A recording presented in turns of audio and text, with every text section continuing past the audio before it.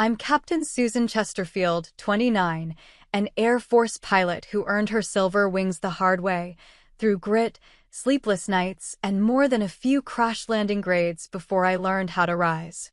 For years, I chased one thing: my father's respect.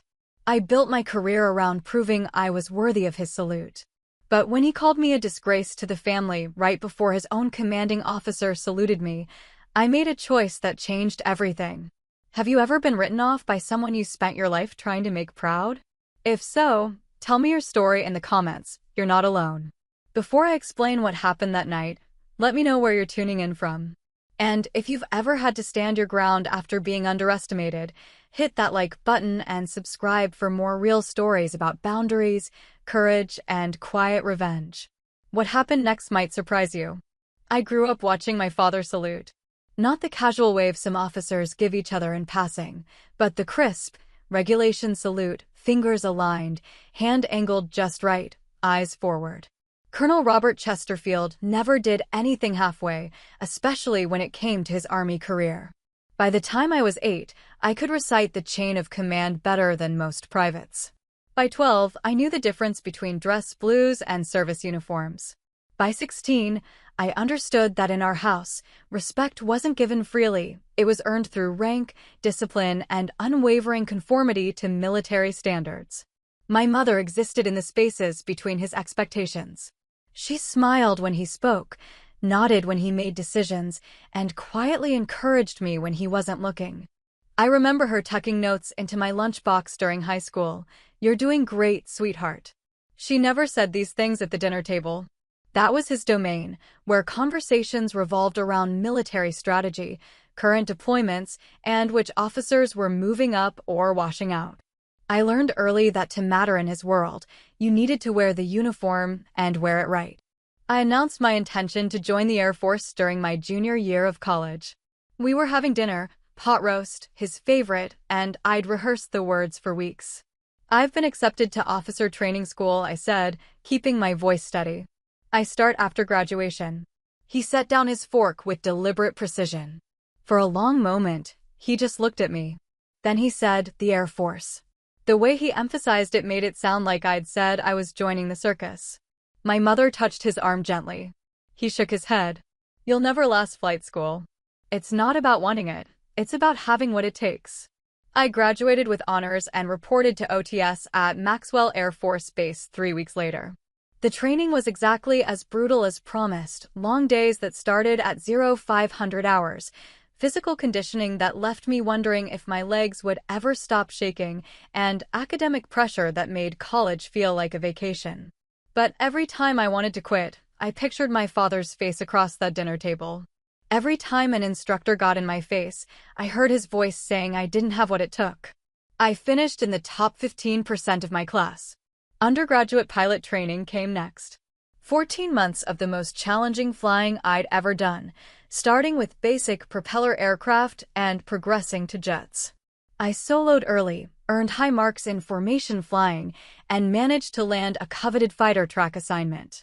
The day I received my silver wings, standing on that stage in my service dress uniform with my class around me, I scanned the audience for my father's face. He wasn't there. My mother attended alone, beaming despite the empty seat beside her. Later, she explained that Dad had paperwork that couldn't wait. Important colonel things.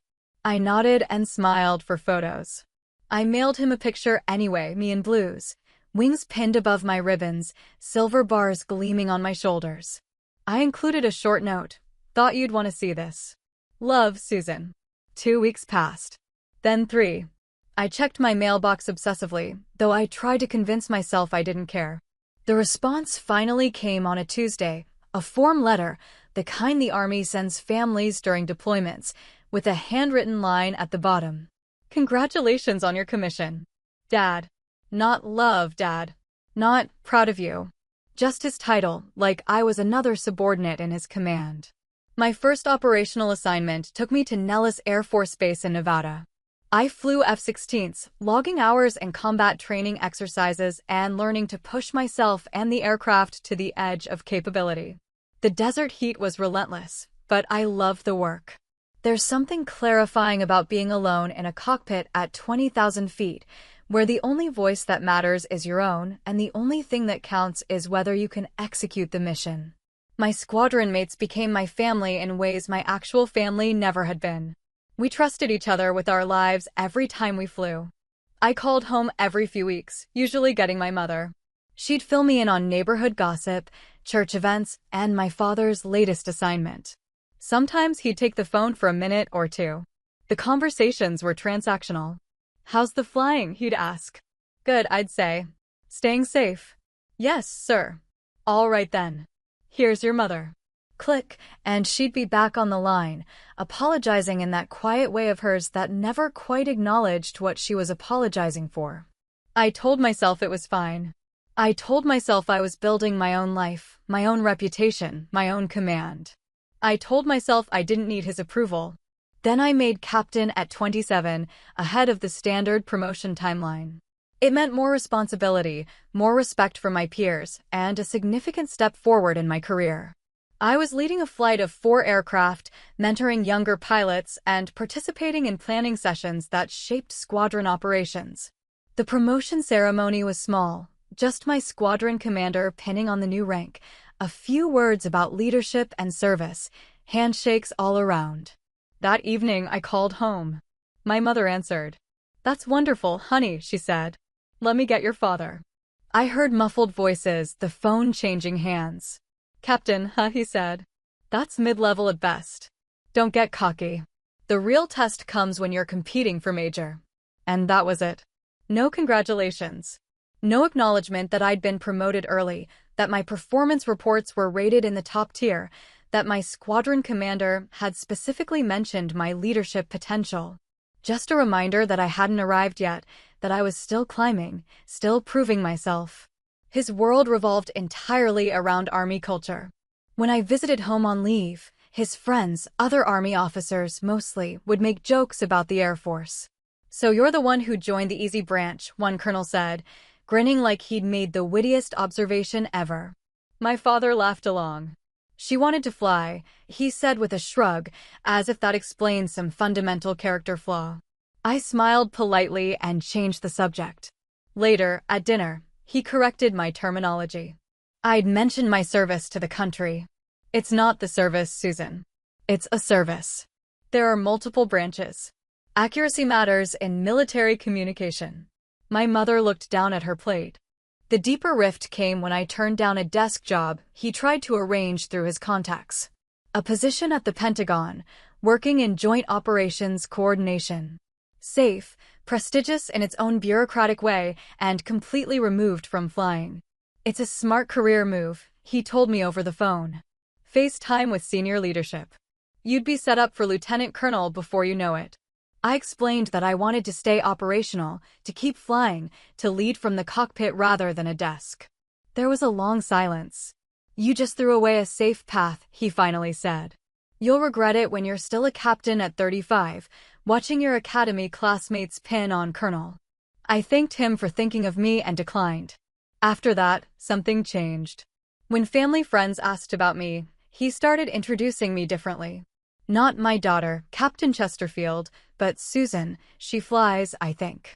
The deliberate vagueness was its own message. He stopped mentioning my career unless directly asked. At a family reunion, an aunt asked about my work. "Oh, she's Air Force," he said, waving a hand dismissively. "Different world from what I do." The implication was clear: lesser, softer, not quite real military service. I excused myself to help in the kitchen, where my mother found me 10 minutes later. "He doesn't mean it the way it sounds," she said.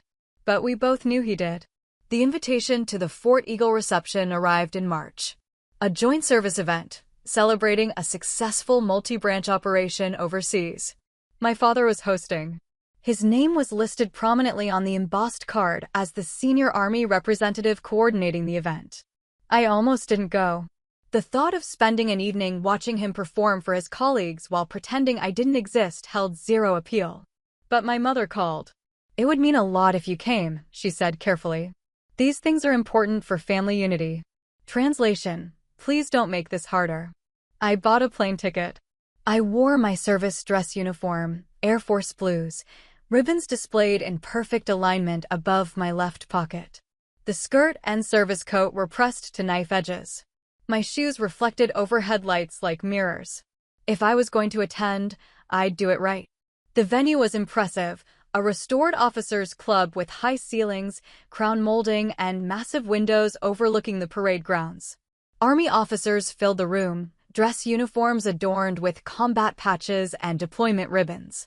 I spotted my father near the bar, surrounded by his peers.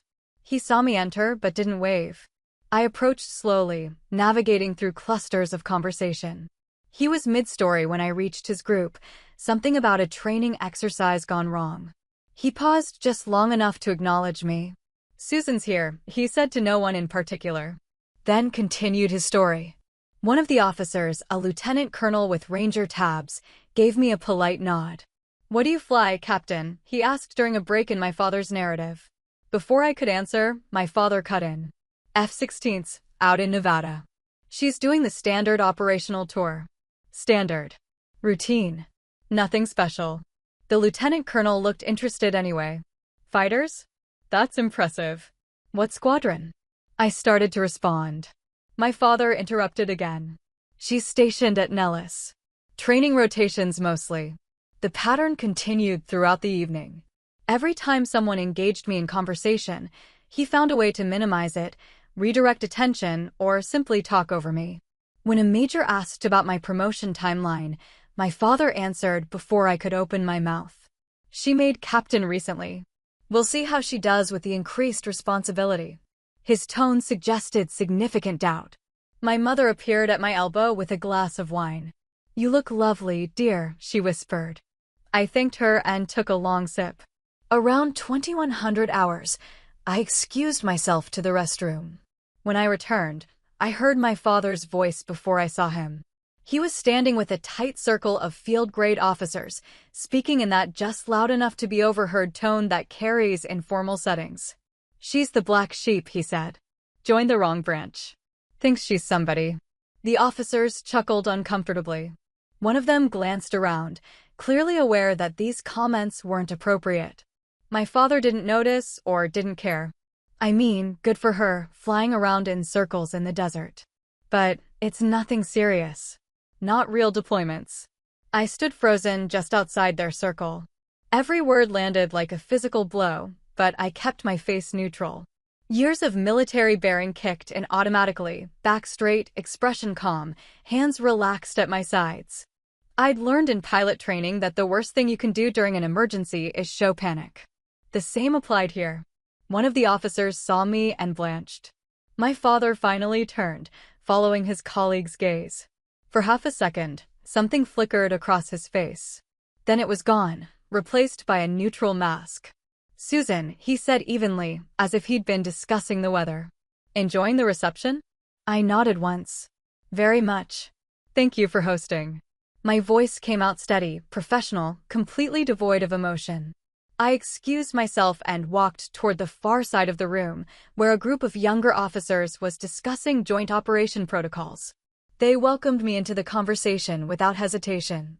A first lieutenant from the Army, fresh-faced and earnest, asked about Air Force close air support procedures.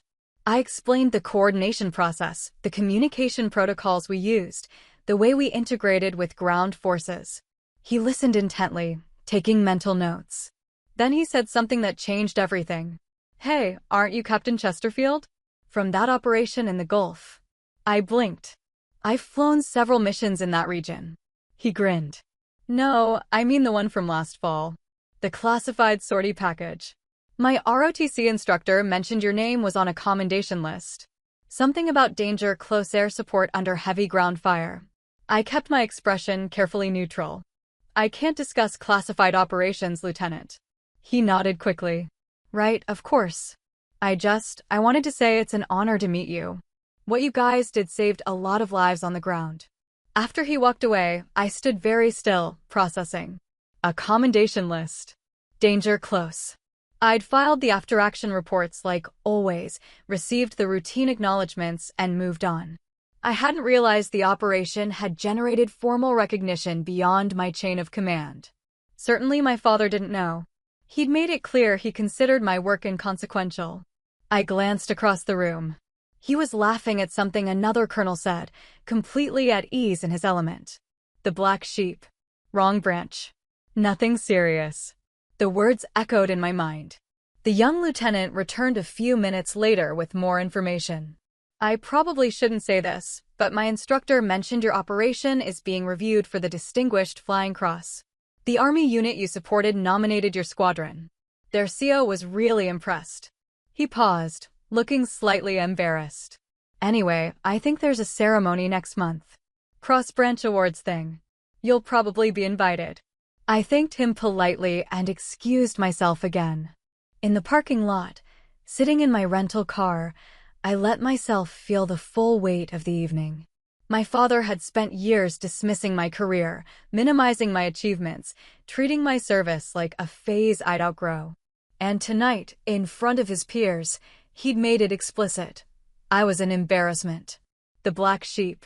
But I'd also just learned that his own Army colleagues, the soldiers I'd supported under fire, valued my work enough to nominate me for one of the highest aviation awards. The disconnect was staggering. I started the engine and drove back to my hotel. The night air was cool through the cracked window. Tomorrow I'd fly back to Nevada, back to my squadron, back to the work that apparently mattered to everyone except my father. The ceremony the lieutenant mentioned, I'd have to check with my commander. If the nomination was real, if the Air Force had accepted it, I'd be expected to attend. And if the Army unit that nominated me was based at Fort Eagle, as I suspected, then there was a good chance my father would be there too. His commanding officer would almost certainly attend. Major General Bennett. I'd never met him, but I knew his reputation. Old school, respected across branches, known for recognizing good work regardless of service affiliation. I thought about that glass shattering on marble. About whispered insults and calculated dismissals. About every time I'd reached for his approval and found only cold assessment. Maybe it was time to stop reaching. Maybe it was time to simply stand, salute, and let my record speak for itself. The ceremony, if I attended, wouldn't be for him. It wouldn't be to prove anything or settle scores. It would be because soldiers on the ground had trusted me with their lives, and I'd delivered. That was the only validation that mattered. The official notification arrived 3 weeks later. A formal letter from Air Combat Command, delivered through my squadron commander. Lieutenant Colonel Harper called me into his office on a Tuesday morning. I'd just finished a training sortie, still wearing my flight suit, when his admin told me he wanted to see me. I walked across the squadron building, running through possible reasons for the summons. Harper was leaning against his desk when I entered, holding a folder. "Close the door, Captain." I did. He gestured to a chair but remained standing himself. "I'm going to cut straight to it. You've been awarded the Distinguished Flying Cross." He opened the folder, showing me the official orders. "The citation covers your actions during Operation Granite Shield last September. The Army Infantry Battalion you supported submitted a formal commendation through their chain of command. The Air Force approved it. Congratulations." I sat down slowly, reading the citation. It detailed the mission in clinical military language, enemy contact, danger close strikes, multiple passes under heavy anti-aircraft fire, casualties prevented through precision engagement. Reading it felt surreal, like looking at someone else's mission. I remembered that day clearly, the radio calls from the ground controller, desperation creeping into his voice, the way my wingman and I had rolled in hot despite the tracers arcing up toward us. The controlled aggression required to put ordnance exactly where it needed to be without hitting friendly forces. It had been intense. But it had also been the job. What we trained for. "There's a ceremony at Fort Eagle in 4 weeks, Harper continued. "Joint service event. The Army Battalion Commander will be there, along with several general officers from both branches. You're expected to attend. I'm recommending you for promotion to Major, by the way. This helps your package considerably." He smiled. "Hell of a job, Susan." I thanked him, my mind already racing ahead. Fort Eagle. My father's base.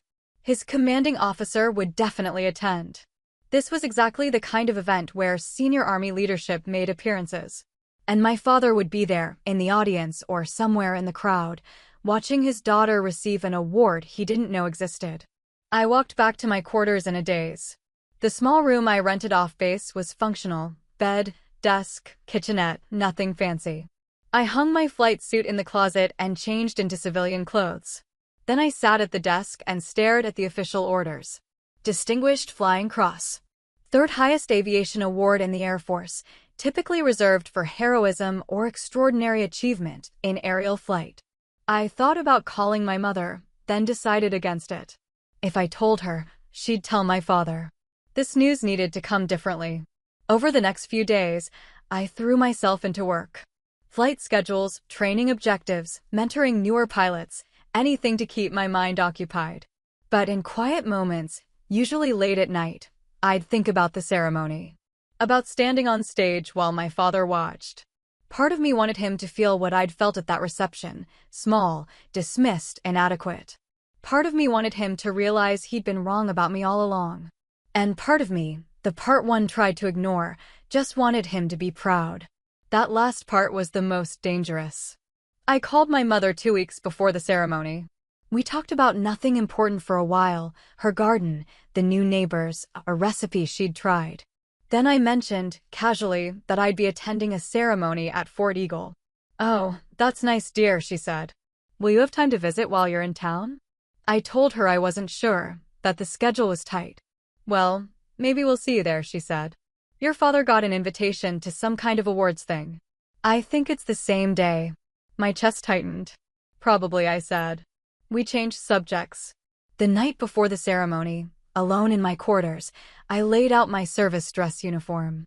I'd sent it to the professional cleaners, had the ribbons updated to reflect my current awards, polished my shoes until they reflected like dark mirrors. Every detail had to be perfect. Not for my father, I kept telling myself that, but for the soldiers who'd trusted me that day. For my squadron. For the Air Force. I tried on the uniform, checking every alignment, every measurement. The fit was exact. The appearance was flawless. I looked at myself in the mirror and saw Captain Susan Chesterfield, Air Force pilot, recipient of the Distinguished Flying Cross. But I also saw the 8-year-old girl who'd practiced saluting in front of the same mirror, trying to get the angle just right. The teenager who'd memorized military regulations to impress her father at dinner. The young woman who'd mailed a photo of her commissioning and received a form letter in response. All those versions of me were still there, layered beneath the uniform, hoping for something I couldn't quite name. I took off the uniform carefully and hung it up. Tomorrow would come whether I was ready or not. Sleep didn't come easy. I ran through scenarios in my mind: what I'd say if he approached me, how I'd react if he ignored me, what expression I'd maintain if he made another dismissive comment. I rehearsed neutrality. Composure. The kind of bearing that gave nothing away. By 0300 hours, I gave up on sleep and went for a run. The Nevada desert was cold before dawn, the air sharp and clean. My breath fogged in the darkness. I ran until my legs burned and my mind quieted, until the only thing that mattered was the next mile. I flew commercial to Fort Eagle the next afternoon. The plane was packed with soldiers and families, everyone in various stages of dress. I wore civilian clothes, jeans, a simple shirt, and kept to myself. At the airport, I rented a car and drove to the base. The ceremony wasn't until 1900 hours. I had time. I checked into a hotel off-post, showered, and began the methodical process of getting ready. Uniform on, piece by piece. Hair pinned back in regulation standards. Minimal makeup. Ribbons aligned. Shoes checked one final time. At 1800 hours, I drove onto the post. The ceremony was being held in the main conference center, a large modern building near the headquarters complex. I parked and sat in the car for a moment, breathing slowly. This wasn't about him, I reminded myself. This was about service. About doing the job well. About the soldiers on the ground who'd gone home to their families because my wingman and I had put steel on target when it mattered most. That was the story. That was what counted. I got out of the car and walked toward the building. The conference center lobby was already filling with people. I showed my invitation to the staff sergeant managing the door. He checked my name against his list and nodded. Captain Chesterfield. You're seated in the second row, ma'am. Front section, reserved for award recipients. I thanked him and moved inside. The main hall was impressive, high ceilings, professional lighting, rows of chairs facing a stage with flags from all service branches displayed behind the podium. Early arrivals were finding their seats, greeting each other, settling in. And then I saw him. My father stood near the third row, wearing his army service uniform. Full colonel insignia, a chest full of ribbons, spit-shined shoes. He was talking to another officer, gesturing as he made some point. He looked exactly like he always did, confident, authoritative, completely in his element. My mother stood beside him, quieter, hands clasped in front of her. She saw me first. Her eyes widened slightly. She touched my father's arm. He turned. Our eyes met across the room. For a long moment, neither of us moved. Then I walked toward them. Mom. Dad. I kept my voice neutral. My mother hugged me quickly. My father extended his hand. We shook formally, like colleagues. What are you doing here? He asked. The question wasn't hostile, just genuinely confused. I held up my invitation. I was invited. He took it, read it, and his expression shifted. You're receiving an award? It wasn't congratulatory. It was surprised, maybe even skeptical. Yes, sir, I said. He handed the invitation back. Huh, was all he said. Then someone called his name, and he turned away to greet another colonel. My mother squeezed my hand. I'm proud of you, she whispered. I thanked her and excused myself to find my seat. The second row felt both prominent and exposed. I sat down carefully, smoothing my skirt, placing my cover on my lap. Other award recipients filtered in: a Navy lieutenant commander, 2 Army captains, a Marine major. We exchanged polite nods, but didn't talk much. Behind me, the audience continued filling in. I heard my father's voice occasionally, holding court with his peers. He was in his element, networking, being seen. I kept my eyes forward and practiced the breathing techniques I used before difficult sorties. Slow inhale. Controlled exhale. Focus on the mission. At 18:55 hours, a master sergeant called the room to attention. Everyone rose as the official party entered: the base commander, several general officers, the ceremony coordinator. They took their positions on stage. We were released to sit. The base commander, a 2-star general, welcomed everyone and explained the significance of joint service recognition. His remarks were professional and brief. Then he began calling recipients forward, one at a time, reading citations and presenting awards. The Navy lieutenant commander went first. Her citation described actions during a humanitarian mission. Applause followed her back to her seat. The Army captains went next, receiving bronze stars for actions during a deployment. More applause. The Marine major received a joint service commendation. Each presentation took about 5 minutes. I counted down, controlling my breathing, maintaining composure. Finally, the general called my name. Captain Susan Chesterfield, United States Air Force, for conspicuous gallantry and intrepidity in aerial flight. I stood and walked to the stage, each step measured and precise. My shoes clicked on the polished floor. I climbed the stairs and came to attention before the general. He smiled slightly and shook my hand before beginning the citation. The room was completely silent. On the afternoon of September 22nd, he read the entire citation, every detail of that mission. The endangered infantry platoon. The multiple passes under fire. The precision required. The casualties prevented. His voice carried weight, making the words mean something beyond the military jargon. When he finished, he held up the medal, a bronze cross hanging from a striped ribbon. It is my distinct honor to present you with the Distinguished Flying Cross. He pinned it to my uniform, just above my other ribbons. We exchanged salutes.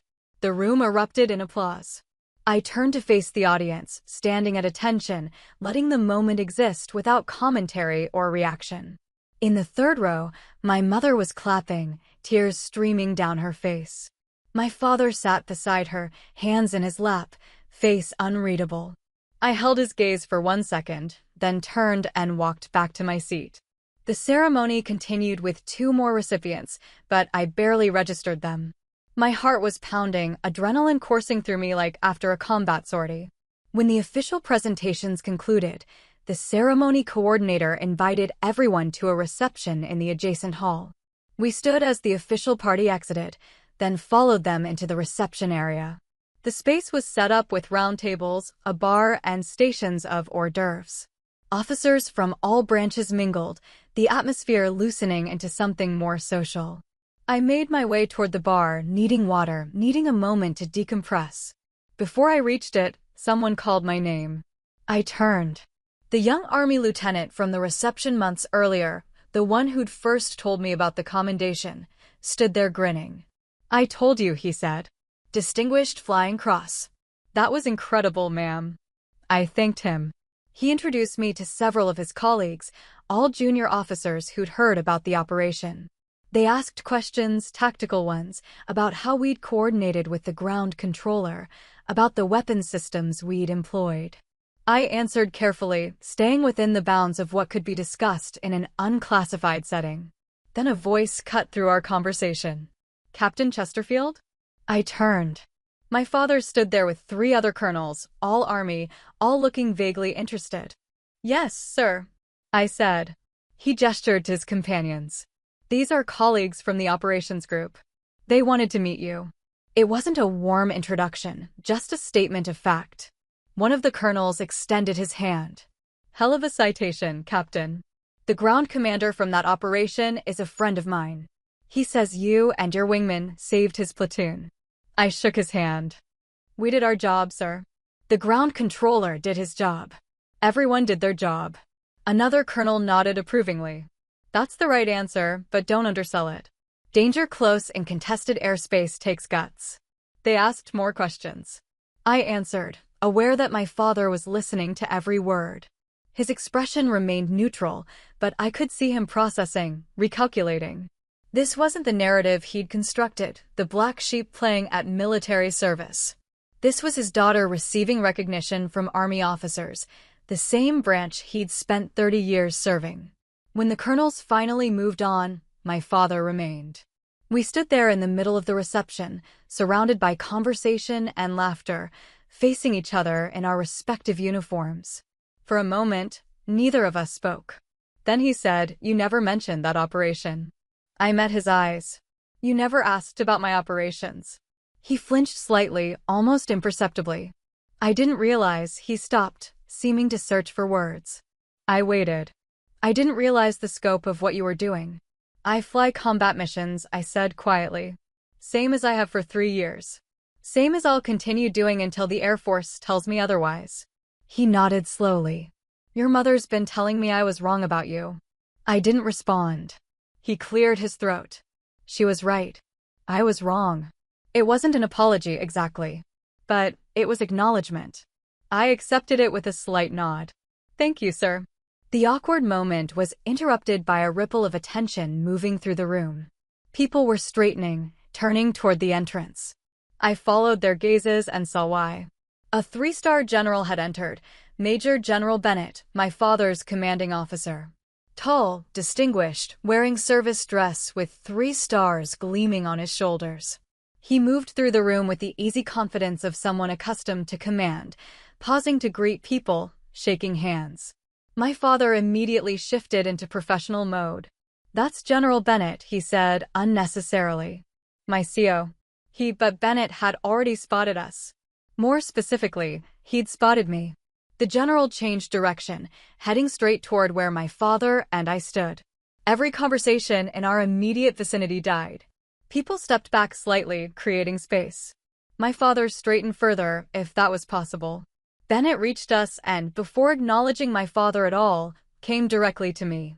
He stopped, looked me in the eye, and rendered a crisp, regulation salute. Completely proper, completely unexpected. I returned the salute immediately, confusion and shock warring in my mind. Then he extended his hand.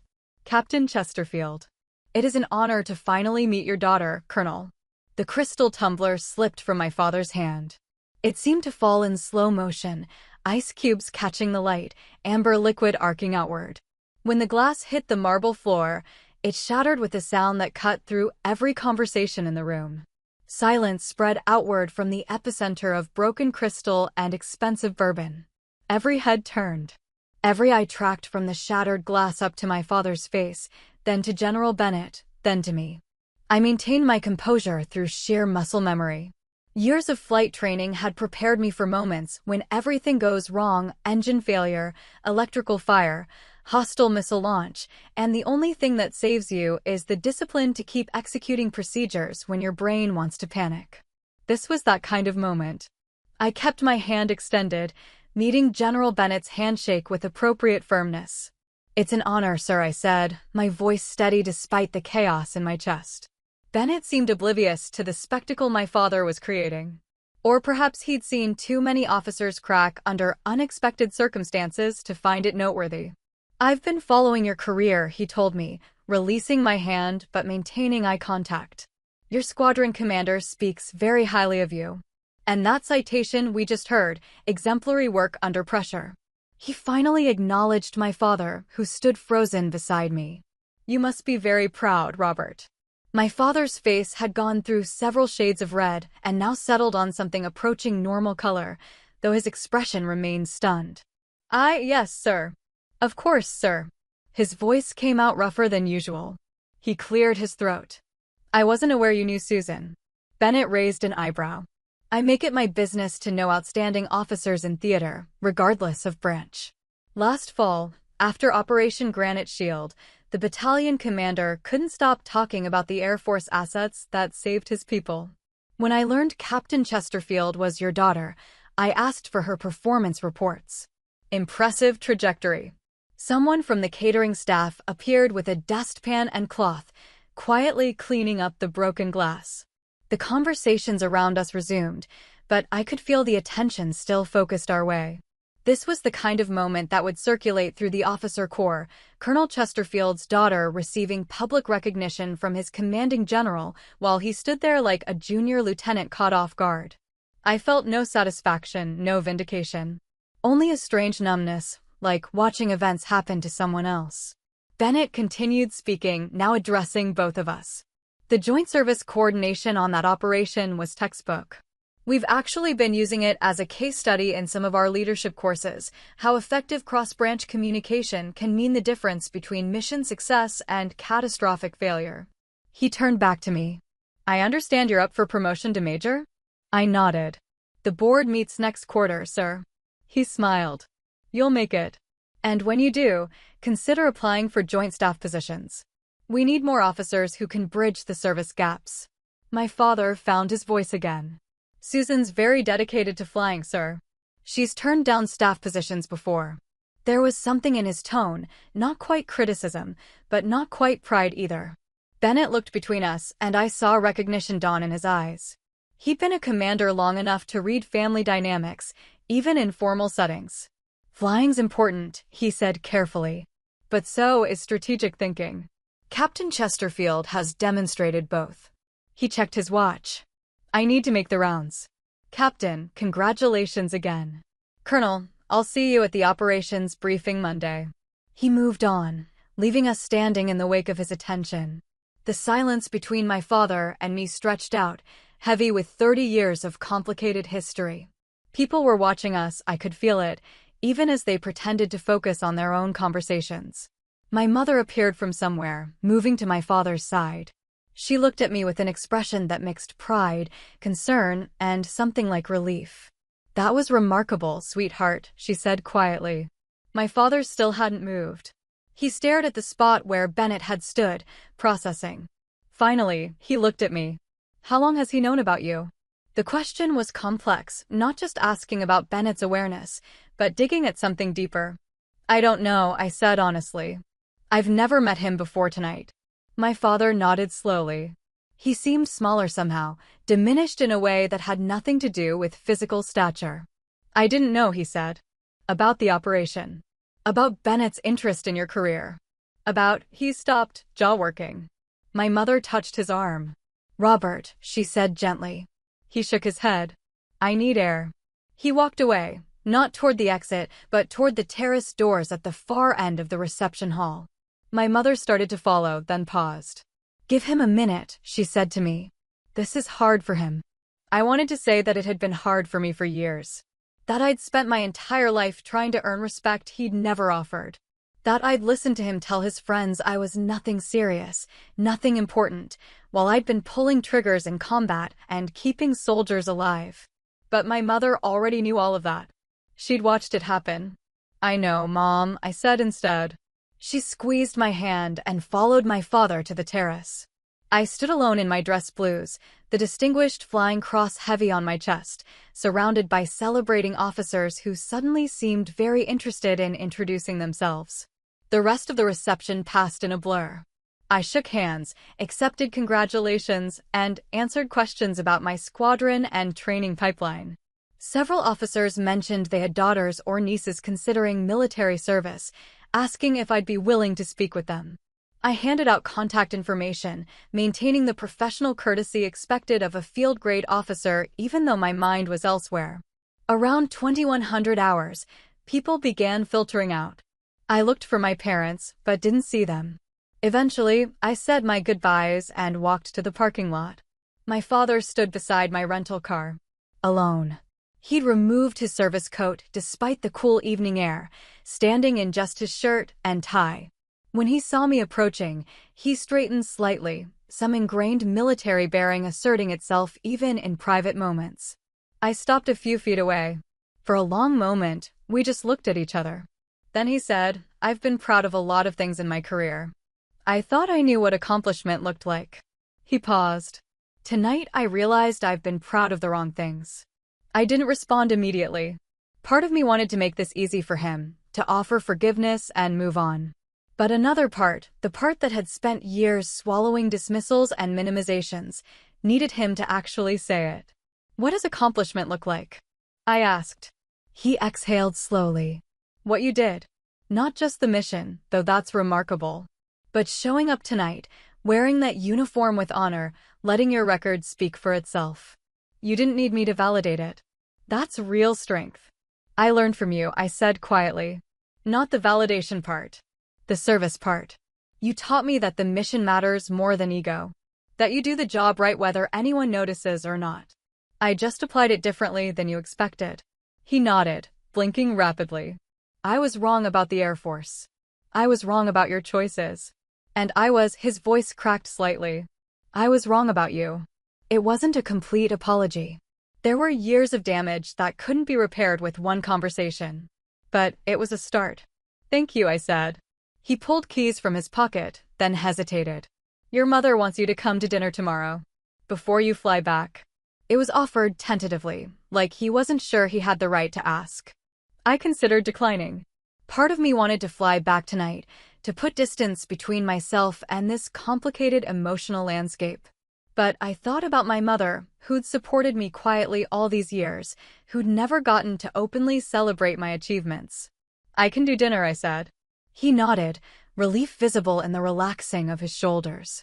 Good. That's good. He walked toward his own car, then stopped and turned back. Susan. I looked at him. I am proud of you. I should have said it years ago. I watched him drive away, then sat in my rental car for a long time, not starting the engine, just breathing. The distinguished flying cross caught the parking lot lights, bronze glinting against my blue uniform. I thought about that 8-year-old girl practicing salutes, the teenager memorizing regulations, the young lieutenant mailing photos that went unacknowledged. All of them had wanted this moment, the recognition, the validation, the proof that she'd measured up. But sitting there, I realized something surprising. It didn't feel like I'd imagined. It didn't feel like victory or vindication. It felt like closure. The weeks after Fort Eagle blurred together in the rhythm of squadron operations. Morning briefings at 0600 hours, flight schedules that shifted daily based on aircraft availability and training requirements, debriefs that ran long into the afternoon. I threw myself into the work with renewed focus, finding clarity in the simple demands of flying high-performance aircraft. In the cockpit, hierarchy was clean. Physics didn't care about family drama. Gravity and thrust, lift and drag, these forces operated according to immutable laws, and mastering them required presence, not introspection. The story of the ceremony spread anyway. Not through official channels, but through the informal network that connects military bases like neural pathways. Someone from Fort Eagle knew someone at Nellis, who mentioned the incident to someone in my squadron. Within days, half my unit had heard some version of the tale, most of them exaggerated, some barely resembling what actually happened. I didn't correct them. Let them have their stories. The truth was complicated enough without public dissection. Lieutenant Colonel Harper called me into his office 2 weeks after the ceremony. "Sit down, Susan," he said, gesturing to the chair across from his desk. He had a folder open in front of him, my personnel file. I recognized it by the thickness. "I've had 3 inquiries this week about your availability for joint staff positions. 2 from Nellis Command, 1 from the Pentagon." He looked at me over his reading glasses. General Bennett's recommendation carries weight. People are paying attention. I shifted in my chair. "I'm not interested in leaving the squadron, sir." Harper leaned back, studying me. "I know. You've made that clear before. But consider this. You can serve the Air Force from a cockpit, or you can serve it from a position where you shape policy and operations for the entire force. Both matter. Both require sacrifice." He closed the folder. "I'm not pushing you either way. I'm just saying that at some point, continuing to fly means accepting you won't influence the bigger picture. You've got the talent for both. Think about which one you want in 10 years. The question haunted me during a night sortie 2 days later.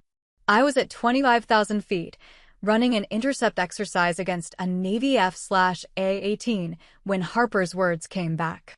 The sky at altitude is a different kind of silence. Engine noise fades into background hum, radio calls punctuate emptiness, and there's space to think in a way ground life doesn't permit. I'd always believed flying was enough.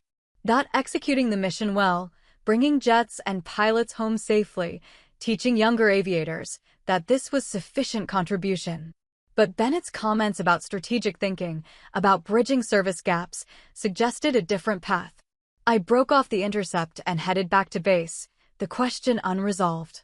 Some decisions don't have clear answers. Sometimes you just fly the jet and deal with the consequences later. I landed as the sun touched the western horizon, the desert turning gold and purple in the fading light. After parking and completing post-flight checks, I walked across the ramp toward the squadron building. My phone buzzed in my flight suit pocket. I pulled it out. A text from my mother. "Dinner Sunday? Your father has something he wants to discuss." I stared at the message, then typed a brief reply, "I'll be there." Sunday arrived with clear skies and light winds. I drove to my parents' house mid-morning, the route familiar from childhood.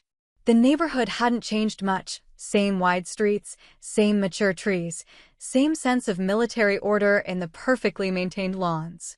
My father's car sat in the driveway, washed and waxed to showroom condition. I parked behind it and sat for a moment, preparing myself. Whatever he wanted to discuss could go in any direction. With my father, you never knew if you were walking into a minefield or an olive branch. My mother opened the door before I could knock. She hugged me tightly, then held me at arm's length, examining me like she used to when I came home from school. "You look tired," she said. I smiled. "Flight schedule's been busy." She led me inside. The house smelled like roasting chicken and fresh bread. My father stood in the living room, wearing khakis and a button-down shirt, about as casual as he ever got. "Susan," he said, nodding. "Dad," I replied. My mother ushered us toward the dining room. "Let's eat first. We can talk after." Dinner was careful conversation about neutral topics. My mother asked about my squadron, and I gave her the unclassified version: new pilots arriving, training exercises, the weather in Nevada. My father asked about my aircraft, technical questions about systems and capabilities. I answered what I could without getting into restricted information. He listened with genuine interest, occasionally asking follow-up questions that revealed he'd been reading about modern fighter operations. It was surreal, this new dynamic where he actually seemed curious about my work rather than dismissive of it. After dinner, my mother cleared dishes and brought coffee. We moved to the living room. My father settled into his usual chair, the one position to command the room. "Old habits. I've been doing some thinking," he said without preamble, "about how I handled your career. About the things I said. He paused, choosing words carefully. I realized I was trying to shape you into something I understood, instead of accepting what you already were. I sipped my coffee, waiting. He continued. Your mother pointed out that I spent years criticizing your choices while you were actually doing the work, flying combat missions, earning respect, making rank. She's right. I was so focused on what I thought military service should look like that I missed what it actually looked like in you. It was the most self-aware thing I'd ever heard him say. I appreciate that, I said quietly. He leaned forward. I can't undo the past. The things I said at the reception, the way I dismissed your achievements, that's on my record now. But I want to do better going forward. He glanced at my mother, who nodded encouragingly. I've been reassigned. Not punishment, he added quickly. Voluntary transfer. I'll be working at the Joint Operations Center in Stuttgart. It's a NATO position, coordinating between member nations' militaries. I processed this. Stuttgart meant Germany, meant distance, meant a very different kind of work than he'd done for 30 years. That's a big change, I said carefully. He nodded. It is. But I think I need it. Too many years in the same lane, thinking there's only one way to serve. Maybe working with other countries, other military cultures, will teach me what I should have learned watching you. It wasn't an apology exactly, but it was acknowledgement. Progress. When do you leave? I asked. 6 weeks, my mother said. We'll be there for 2 years at least. The conversation moved to logistics, housing in Germany, what they'd do with the house here, whether my mother's German would survive after 30 years of disuse. Underneath the practical discussion ran an emotional current none of us addressed directly. My father was removing himself from the environment where he'd built his entire identity. Starting over, in a sense. Whether he'd learn what he claimed to want to learn remained to be seen. But the attempt itself represented change. After 2 hours, I stood to leave. My father walked me to the door. Come visit us in Stuttgart, he said. When you can get leave. I nodded. I'll try. Driving back to base, I thought about family and the strange paths reconciliation takes. We weren't fixed. Years of damage don't evaporate because someone acknowledges their mistakes. But we'd opened a door that had been closed for a long time. Maybe that was enough for now. Maybe that was all anyone could reasonably expect. The desert highway stretched ahead, empty and straight, and I focused on the simple task of driving, letting the complicated emotions settle into something manageable. Back at Nellis, I requested a meeting with Lieutenant Colonel Harper.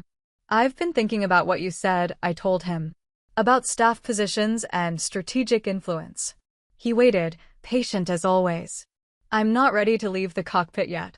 But maybe in a few years, after I make major, I could consider a joint staff assignment. Something that keeps me connected to operational units, but gives me broader perspective.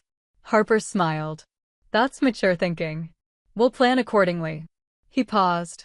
For what it's worth, you're going to make an excellent field-grade officer. You've got the judgment for it. The promotion board met 6 weeks later.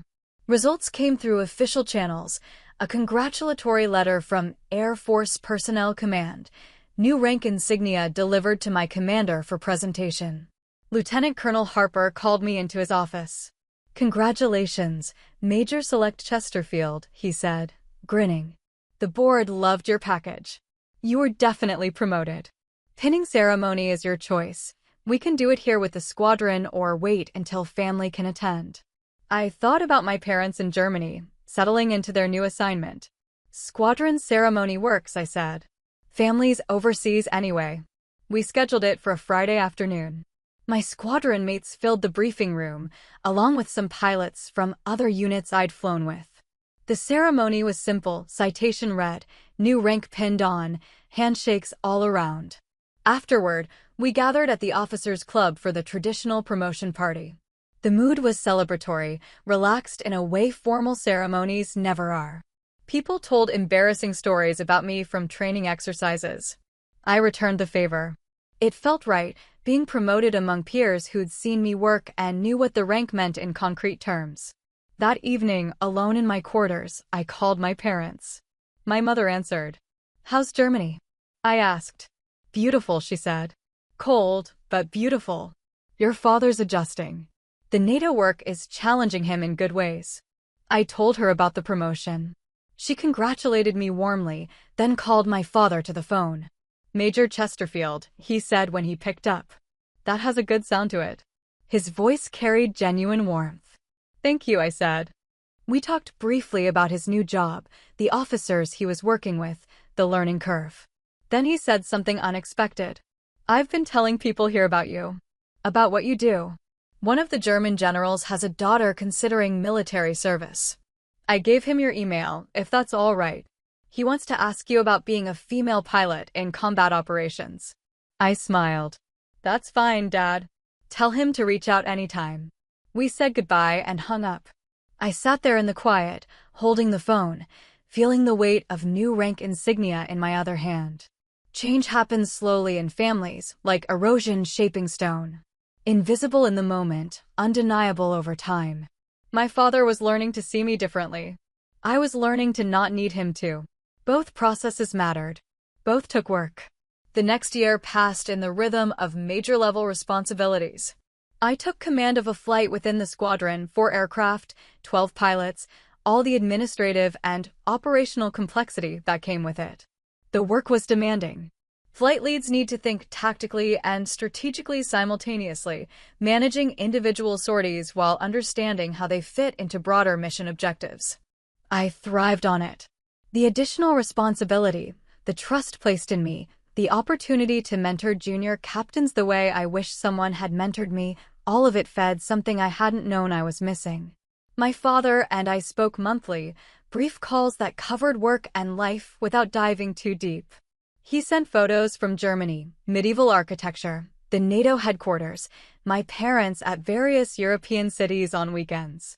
I sent photos of jets, desert sunsets, the squadron during particularly successful exercises. We were building something new, brick by careful brick. Not the relationship I'd wanted as a child, but something more honest. 2 military professionals respecting each other's service. It was enough. More than enough. Then, 18 months after Fort Eagle, I received notification of a new assignment.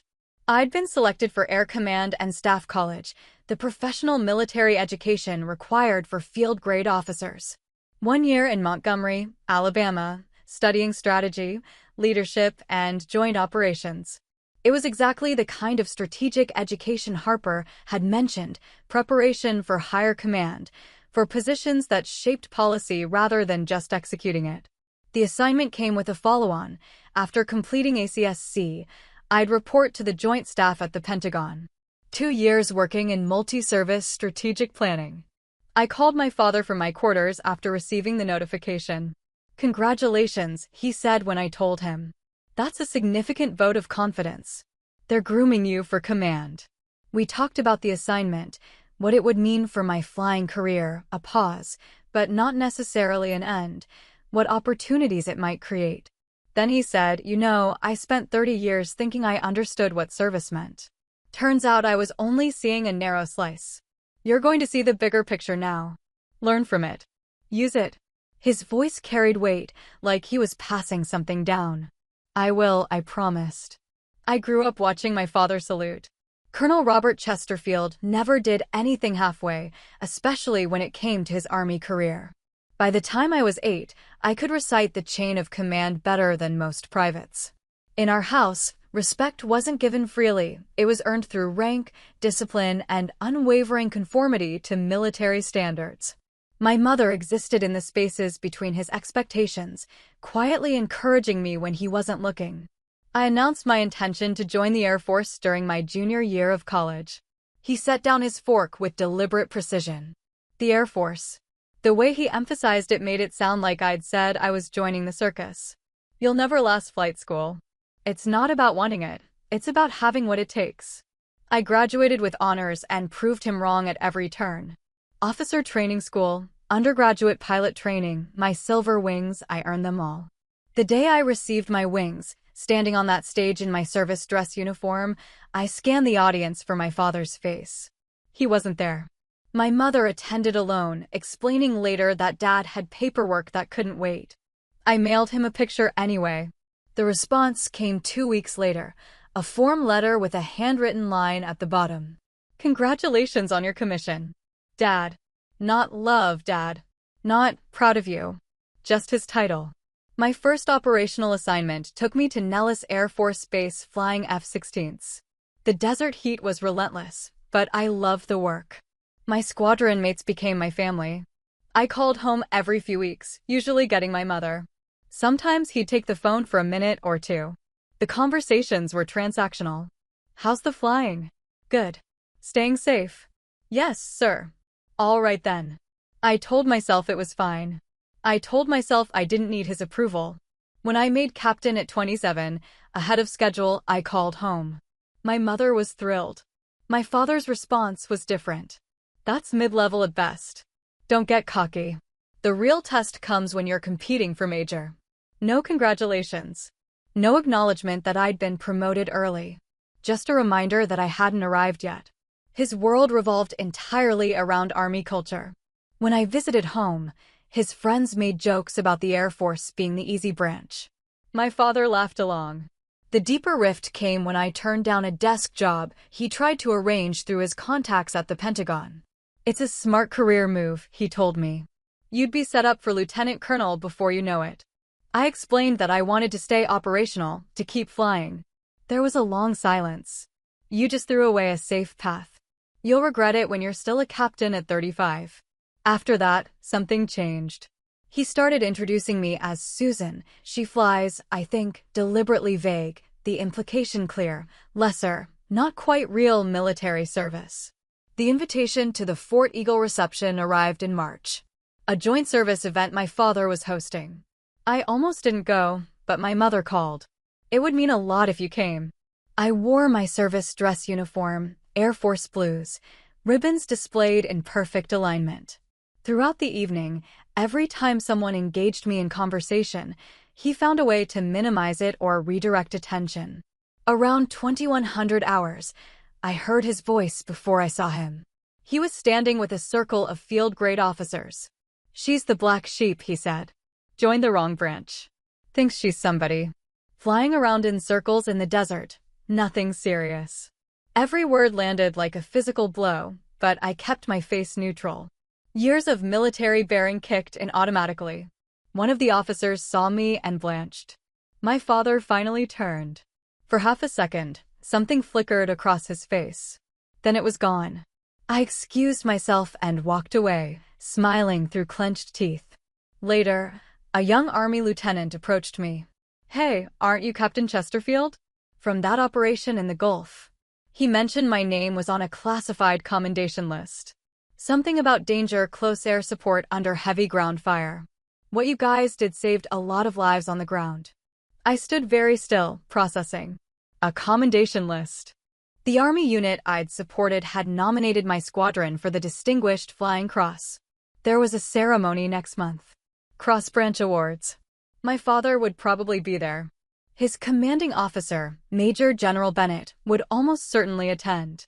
The official notification arrived 3 weeks later. Distinguished Flying Cross for actions during Operation Granite Shield. The ceremony at Fort Eagle. For weeks away. I thought about that glass shattering on marble, about whispered insults and calculated dismissals. Maybe it was time to stop reaching for his approval. The ceremony wouldn't be for him. It would be because soldiers on the ground had trusted me with their lives, and I'd delivered. The day of the ceremony arrived. The conference center was filling with people when I entered. Then I saw him, my father in full Army dress uniform, standing near the third row with my mother. She saw me first, her eyes widening. She touched his arm. He turned. Our eyes met across the room. I approached. What are you doing here? He asked, genuinely confused. I held up my invitation. I was invited. He took it, read it, and his expression shifted. You're receiving an award? It wasn't congratulatory. It was surprised. Yes, sir. The ceremony began.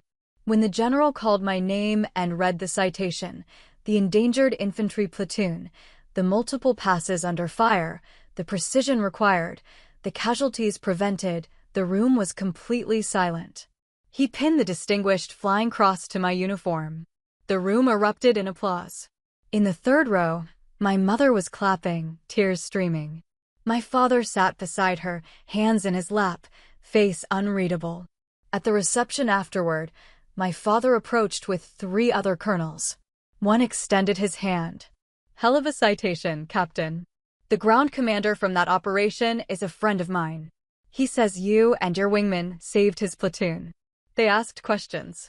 My father listened to every word, watching his daughter receive recognition from Army officers, the same branch he'd spent 30 years serving. Then the room shifted. Major General Bennett had entered, my father's commanding officer. 3 stars gleaming on his shoulders. He moved through the room, then changed direction, heading straight toward us. Before acknowledging my father at all, he came directly to me. He stopped and rendered a crisp salute. I returned it immediately, shocked. Then he extended his hand. "Captain Chesterfield, it is an honor to finally meet your daughter, Colonel." The crystal tumbler slipped from my father's hand. It shattered on the marble floor with a sound that cut through every conversation. Silence spread outward. Every head turned. I maintained my composure through sheer muscle memory and shook General Bennett's hand. "It's an honor, sir." Bennett seemed oblivious to the spectacle. "I've been following your career. Your squadron commander speaks very highly of you." He finally acknowledged my father. "You must be very proud, Robert." My father's face had gone through several shades of red. Yes, sir. Of course, sir." His voice came out rough. Bennett continued, "I make it my business to know outstanding officers in theater, regardless of branch. When I learned Captain Chesterfield was your daughter, I asked for her performance reports." Impressive trajectory. After Bennett moved on, my father and I stood in heavy silence. People were watching. Finally, he looked at me. "How long has he known about you?" The question dug at something deeper than surface curiosity. "I don't know," I said honestly. "I've never met him before tonight." The years that followed brought change. My father's reassignment to NATO in Stuttgart. His heart attack and slow recovery. Our conversations shifting from transactional to genuine. Air Command and Staff College, where I learned strategic thinking alongside officers from all services. The Pentagon, where I coordinated operations across combatant commands.